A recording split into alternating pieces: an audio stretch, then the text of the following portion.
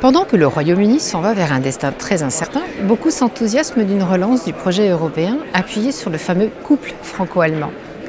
Tout ceci n'est pas très nouveau ni très original, tant il semble intégrer que rien ne peut se faire en Europe sans une impulsion commune de ces deux pays, au point qu'on parle souvent de moteur franco-allemand.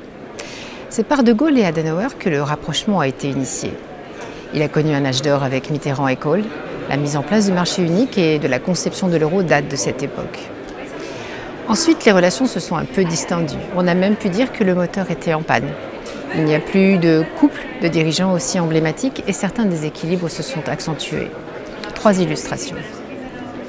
Les Allemands sont les champions mondiaux du commerce extérieur avec un excédent commercial record de 250 milliards d'euros en 2016. La France a un déficit de 48 milliards. Leur taux de chômage est le plus faible d'Europe, sous les 4%, alors qu'en France, nous apercevons tout juste la timide inversion de la courbe. Les Allemands considèrent la mondialisation comme une chance, alors que souvent les Français la voient comme une menace. Bref, les Allemands seraient les parfaits bons élèves et voudraient qu'on suive leur modèle. Sauf que tout le monde ne peut pas jouer comme l'Allemagne. C'est comme au foot, on ne peut pas tous gagner. Le modèle allemand est mercantiliste, ils vendent plus qu'ils n'achètent, ils dépensent peu, investissent peu, épargnent beaucoup, accumulent sans réinjecter leur richesse dans l'économie européenne. C'est l'une des principales critiques économiques qu'on puisse leur faire. Position dominatrice donc. Cela peut-il changer? Le président de la République essaye de faire bouger les lignes au plan européen. Louable effort qui a été accueilli avec bienveillance par la chancelière.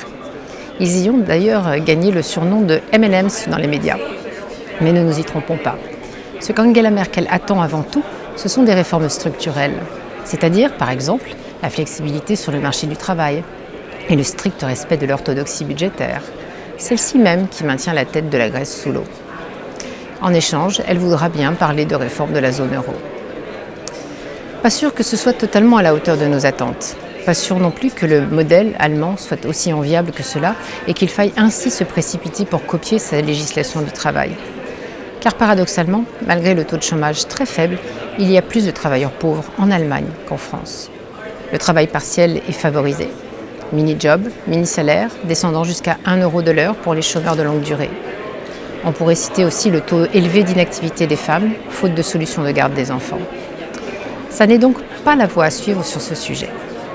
Non, pour une vraie réorientation de la politique européenne, ce qu'il faudrait, c'est une victoire de nos amis du Parti social-démocrate conduit par Martin Schulz aux élections législatives de septembre.